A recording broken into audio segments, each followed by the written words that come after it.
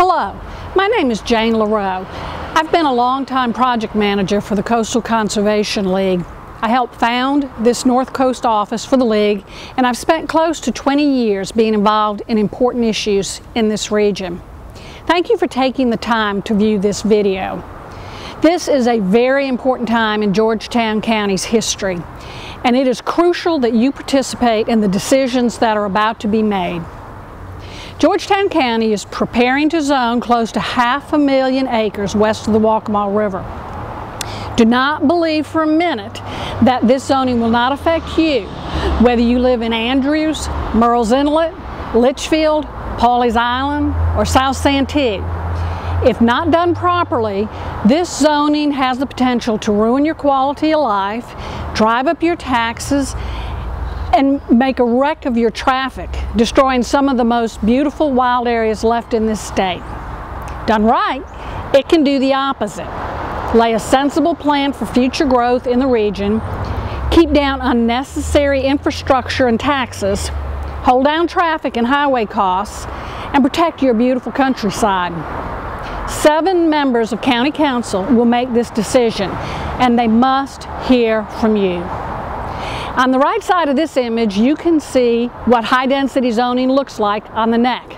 To the left, the west side of the Waccamaw, you can see what the rural unzoned land up Highway 701 looks like now, and the area around the PD River in Plantersville. The proposed zoning offered by the planning staff of County Council does some good things.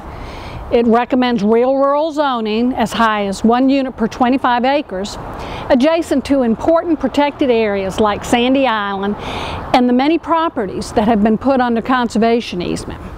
It offers realistic zoning to the historic, primarily African American villages, zoning that reflects their actual densities now and allows modest growth. But the largest part of the area, what is often referred to as the timberlands, has been recommended for zoning of 1 unit per acre. My message to you today is simple. This doesn't make sense. 1 unit per acre throughout these timberlands is a recipe for disaster. This is not rural zoning, and it will permit the worst type of development. Housing that is not really urban and certainly isn't rural. This large lot zoning will invite tract housing and sprawling subdivisions. It will destroy the rural economy that's based on farming and timber. It will be devastating for wildlife, hunting, and water quality. And it will cost you more in taxes to serve these new developments than the new developments will pay themselves. If you think hurricane evacuation is a worry now, imagine trying to evacuate across the Waccamaw and running into another 50 to 100,000 residents also trying to leave. That's what this proposed zoning would allow. Now, who would push such a zoning? Some of the landowners who own these large parcels are advocating for this suburban density for one reason.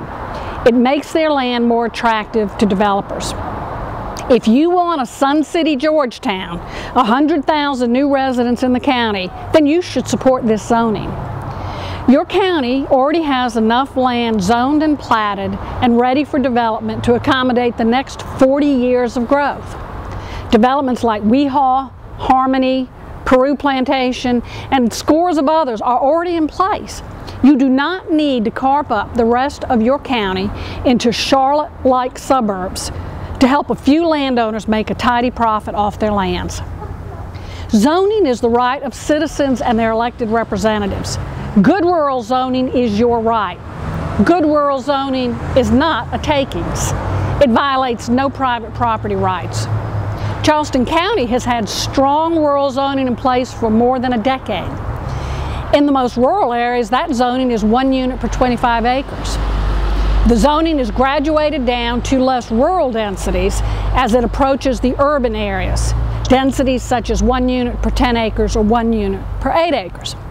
Hence, land right outside of the city of Charleston can be 1 unit per 3 acres, while land on Edisto or near McClellanville can be 1 unit per 15 acres or 1 unit per 25 acres. Zoning Georgetown County is a public process. Whether you live on the neck, in Maryville or Choppy, the outcome of this process will affect you. You don't have to do what Charleston did, but you ought to become involved in this process and advocate for something better than what is proposed now. Please call your county council member and tell him you want rural Georgetown County to stay rural. 1 unit per acre is not rural zoning. It is urban zoning, and it will cost you dearly in the long run. For more information, call the Conservation League's North Coast office at the number listed below, or go to our website at coastalconservationleague.org. Thank you.